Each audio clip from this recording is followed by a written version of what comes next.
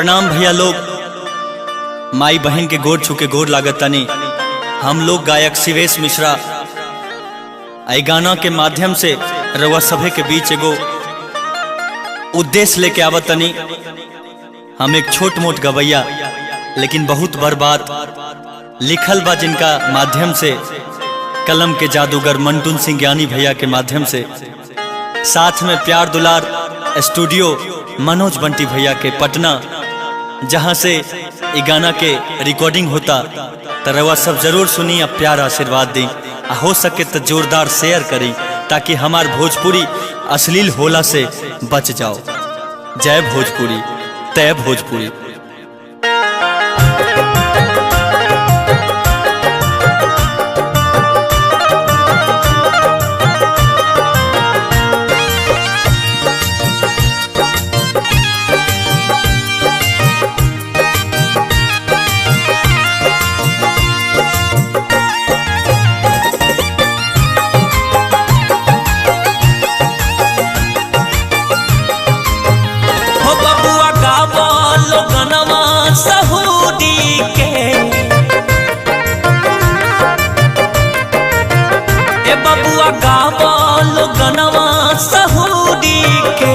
ऐसे जानी कर गंदा भोजपुरी के, ऐसे जानी कर गंदा भोजपुरी के।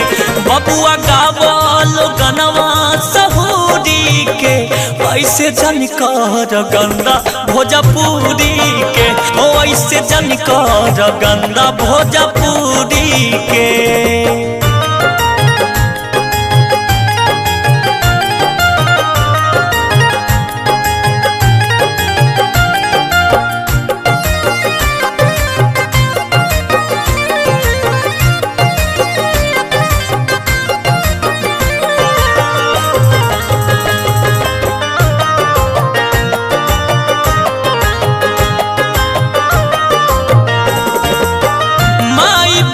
चाची सब कर होली, नाम धके बोला जान तू लोग बोली।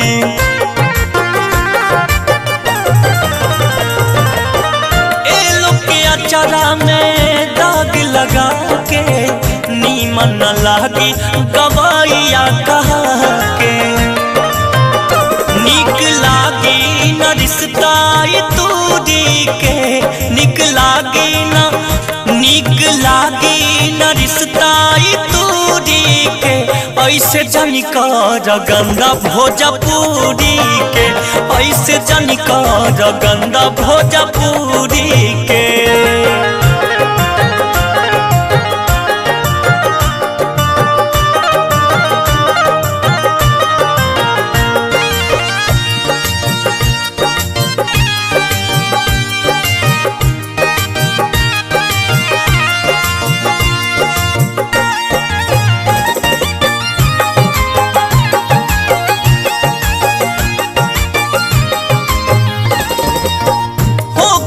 जात पात एह भोजपुरी में, प्यार दुलार ज्ञानी होके न दूरी में। आपन माटी के भूल न बेकार हो, एकरे चलते हो लालो के स्टार हो। एकर गरिमा न मीटे मजबूरी में, एकर गरिमा